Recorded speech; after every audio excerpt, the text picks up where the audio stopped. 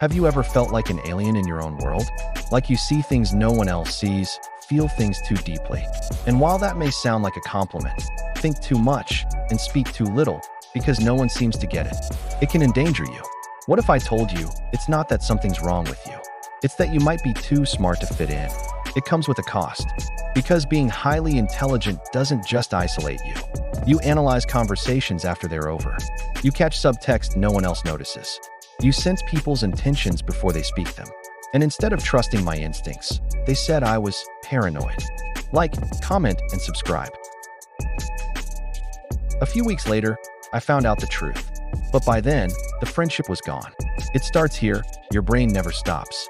But instead of being praised for your insight, people say, "Why do you make everything complicated? You're reading too much into it." So you shrink yourself. You bite your tongue. You learn to pretend not to notice, just to fit in. But what if the real danger isn't in overthinking, but in a world that underthinks? I once lost a friend because I caught a lie in their voice tone. I knew they were hiding something. I asked too many questions. You've mastered the art of smile and nod. But inside, your mind is craving depth. While others joke about trends or gossip, you're thinking about life, death, meaning, purpose. Like, comment, and subscribe. You crave conversations that dig into the why, not just the what. And when you do open up, people stare like you've spoken another language. What if your silence isn't awkwardness, but survival? I linked it to creativity, emotional regulation, and even depression. People laughed. One teacher said, "You think too much." Being smart doesn't mean you hate people. It just means most social spaces feel like sandpaper on your brain. And slowly, you stop showing up. So, instead of risking shallow bonds, you isolate. You try to explain yourself, but the more you do, the more confused they get. Intelligence doesn't make you cold. It makes you crave warmth you haven't found yet. Your ideas seem too weird, too deep, too out there. You recognize manipulation, motivation, meaning beneath the mask. And so, people label you.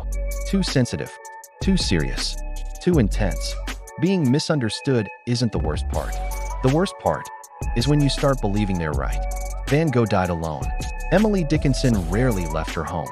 Brilliance often blooms in solitude.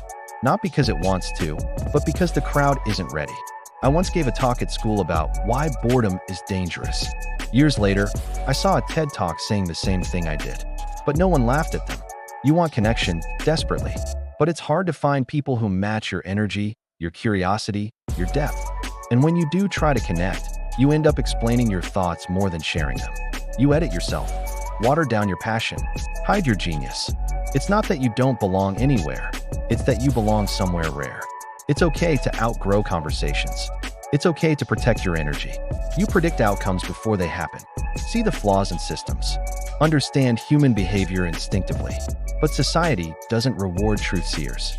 Often, it silences them. Because you're a mirror, and people don't always like what they see. Genius often walks alone. Einstein was isolated. But brilliance deserves connection, and so do you.